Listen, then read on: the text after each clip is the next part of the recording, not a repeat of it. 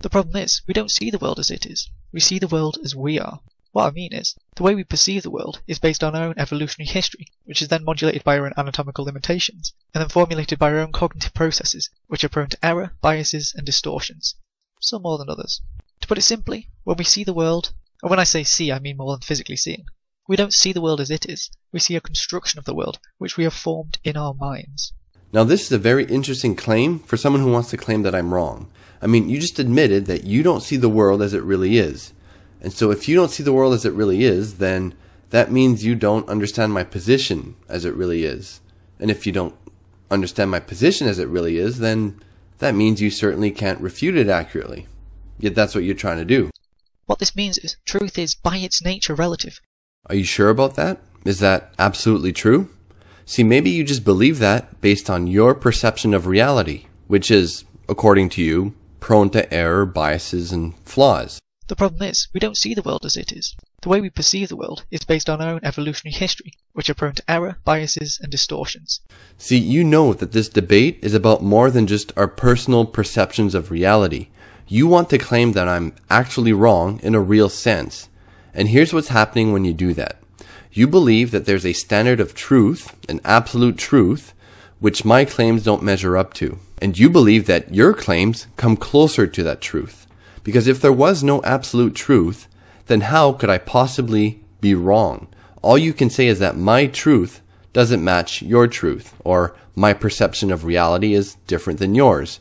But if there is no absolute truth for them to be true about, then there's no way to measure which one comes closer to that truth. And so the only way for you to claim that I'm wrong is to appeal to a standard of truth which my claims don't stand up to. But of course, this is exactly what you're trying to deny, which leaves me in a good position. Heads I win, and tails you lose. I want to address something else you brought up. Alright, this is a little off topic, but it is related. I noticed that your YouTube cover states, "Are you good without God?" We are. And here you run into the same problem as before. You're good according to whom? I mean, Hitler thought that he was good. He killed millions of people, but if you asked him, according to his opinion, he was good. People today murder babies in the womb for money, and they think that, some of them think that they're actually doing good. So everyone's good according to their opinion, and if all you're saying is that you're good according to you, well, sure, I'm sure you are. But that's a meaningless claim. Now compare that to me as a Christian. I believe in a God who is good in his essence, and he created the world and owns it. And so we must adhere to his standard. He's the absolute standard of morality, which we're all measured to. Same thing goes with logic and reason. The only reason we know anything is because God has revealed himself to us. The only reason we have laws of logic, which are universal and unchanging, is because they're contingent on a universal and unchanging mind, the mind of God. So let me summarize this for you. Given your atheism, you have no foundation for logic and reason, or to know truth, and you have no foundation for morality.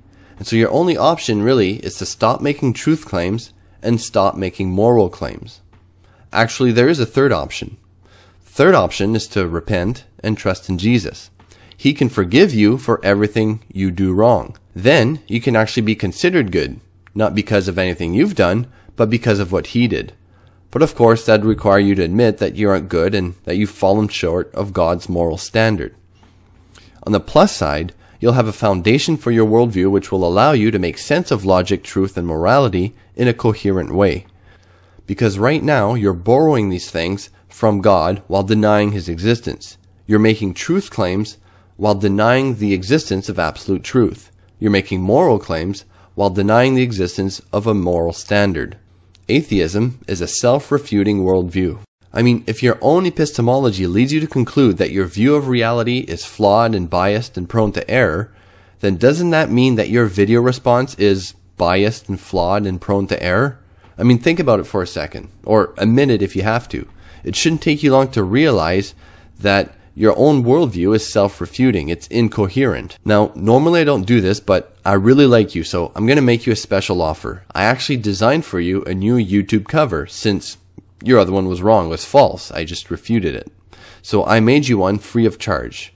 Take a look at it. I hope you like it.